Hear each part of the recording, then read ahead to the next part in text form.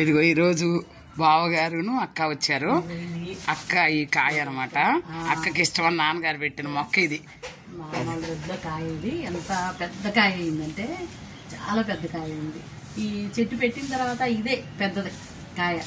అసలు తొనలు కూడా ఎంత జ్యూసీగా ఉన్నాయో, పింక్ కలర్లో చాలా బాగున్నాయి.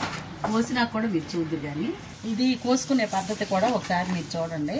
మీకు ఏమన్నా చెట్లు ఉంటే మీరు కోసుకోవాలన్నా ఇలా ఈజీగా కట్ చేసుకోవచ్చు. తొనలు కూడా పాడవకుండా ఉంటాయి. కట్ చేసుకుంటే ఈ కొబ్బరి పంటకాయ కాకుండా కూరది, మరి తినే అరటి, జామకాయలు, నారింజకాయలు, కరివేపాకు, నిమ్మకాయలు చూపిస్తాయి. ఇంకా తర్వాత తొడిమ దగ్గర ముందు ఇలా రౌండ్ చేసి కోసుకుంటే అది తోన ఏమి బ్రేక్ అవ్వకుండా ఉంటుంది. చూసారా ఎంత పింక్ గా ఉందో. తయారైన కాయ ఇలా ఉంటది అనమాట. ఎప్పుడైనా చూడండి. మరి అరకు కూడా తిరియాలి కదా.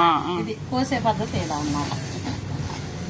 ఇది ఇలా తోన అసలు ఆ కోసిన చెక్కలు కూడా ఎంతో అందంగా ఉంటాయి. మందంగా పైన ఏమో గ్రీన్, లోపల పింక్.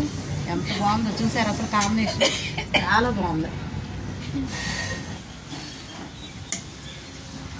మా చెల్లి చాలా కష్టపడి కుండీలో విత్తనం వేసి పెంచి పెద్ద చేసి ఇక్కడ తీసుకొచ్చి నాటి ఇప్పుడు కాయిస్తే మా పెద్ద చెల్లి యూట్యూబర్ ఉషారాణి. ఏ చెల్లి అని అడుగుతుంది. ఈ ఛానల్లో ఇప్పుడు ఉషారాణి అనమాట. మా చిన్న చెల్లి ఏమో శోభారాణి. వీళ్ళిద్దరు హిందీ పండిట్లు. చూపిస్తారు. ఇది మొత్తం కట్ చేసినాక చూసారా ఇలా తొనలుగా కట్ చేసుకుని తీసినాక ఎంత బాగుందో చూసారా. మందంగా గ్రీన్ అండ్ పింక్. ఇదిగో ఇలా తీసేస్తే ఇవి తొనలు తీసుకోవచ్చు అనమాట. వేట అమ్మ ఆనందంగా పరిశీలిస్తుంది.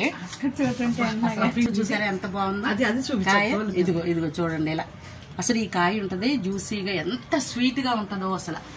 ఇది షుగర్ వాళ్ళు తిన్నా చాలా షుగర్ బాగా కంట్రోల్లో ఉంటుంది. ఇది చాలా మంచిది అనమాట. చూసారా అసలు అమృతమే కాయ. అందరూ కొనుక్కుంటారు కానీ ఈ టేస్ట్ కాదు. అవి వేరు, అవి చేదుగా ఉంటాయి మార్కెట్లో అన్నీ.